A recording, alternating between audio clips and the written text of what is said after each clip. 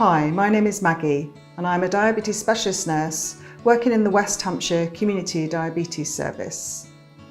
This video is going to introduce to you the concept of using an insulin-to-carbohydrate ratio so that you can adjust your dose of your mealtime fast-acting insulin based on the carbohydrate you are going to eat. The pancreas releases insulin after eating carbohydrates. In the treatment of type 1 diabetes, this is provided by your fast-acting insulin.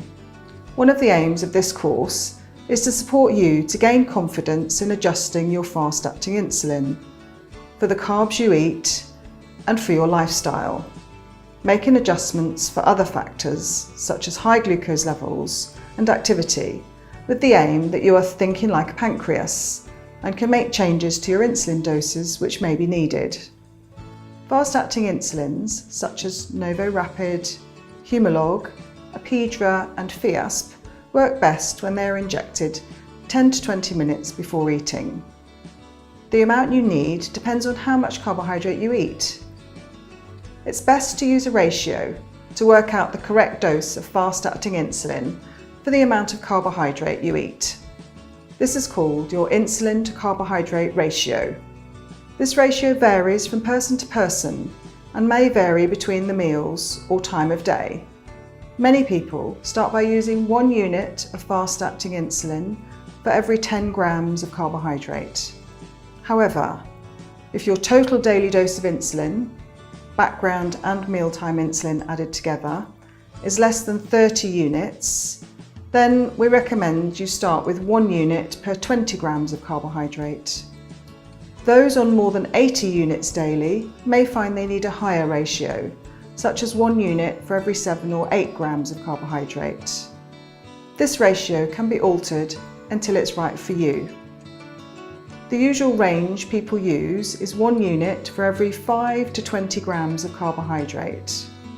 Your blood glucose level will rise approximately 2 to 3 millimoles after eating a meal containing carbohydrate, but should be back to your target glucose level by the next meal if your ratio is correct.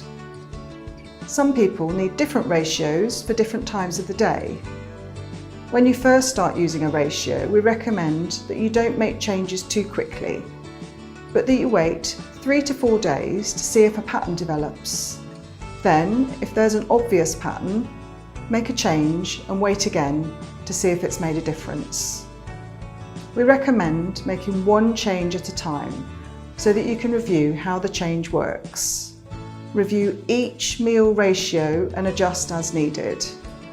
If you have hypos after one of your meals for no obvious reason, you may need to reduce the ratio for that meal. When you take a dose of insulin before your meal, you will be considering a number of different factors to help you work out the dose to take, such as how much carbohydrate am I going to eat and how much insulin will be needed using your insulin carbohydrate ratio. Is my blood glucose at my target level? Do I need a correction dose of insulin? Have I eaten any carbohydrate within the last 2 hours? Have I had any insulin within the last 2 hours? Am I planning any exercise? Measuring blood glucose is a way of monitoring your diabetes. And by reflecting on the blood glucose level results, you can learn how different things can affect your diabetes, such as the food you eat, the exercise you take, or illness and stress. Glucose monitoring will give you information about your response to all of these. It should help you see what's working and what's not. Each glucose reading is a learning experience. Checking your glucose level before the meal and 2 hours after the meal and then before your next meal will help you to review how the ratio is working. If you're using Freestyle Libre Flash monitoring sensors, you'll be able to see the glucose rise after your meals easily on your scanner and when you review your glucose data on Libre View, and this information will enable you to see how each ratio is working.